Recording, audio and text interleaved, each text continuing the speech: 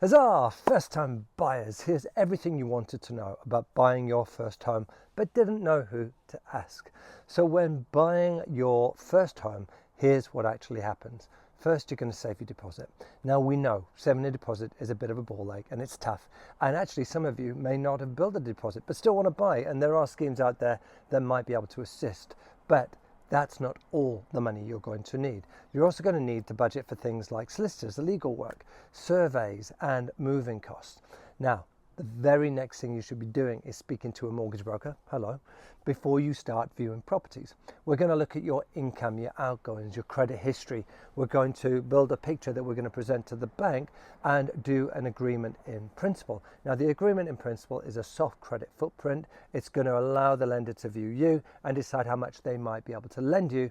You then will know your budget and then can go house hunting. Now, once you've found the one, you're going to make an offer through the estate agent. If it's accepted, guys, you're going to need to appoint a solicitor. Now, don't worry if you don't know one, all right? Both myself and the estate agent will have plenty of contacts and we'll be able to get you quotes from the ones we use. But remember, there is no obligation to use either of our suggestions. It is your call on that. Don't feel pressured. Then it's going to be back to me, your broker, to fully submit your mortgage application to the lender. And once the lender gets it, they're going to start assessing your application. They're going to start arranging a valuation, which is going to be a basic valuation.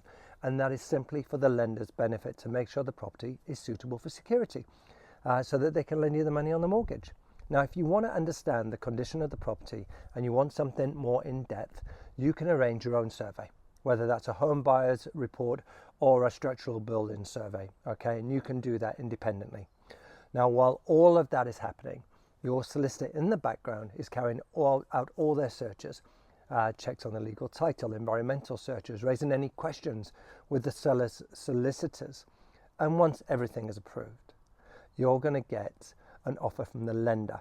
And then you're going to work towards exchanging contracts so that you can make sure that everything's in place. Now, when you exchange contracts, you're going to need, if it's a house, buildings insurance in place, because you then become responsible for the property. All right, so you're going to need to do that on exchange.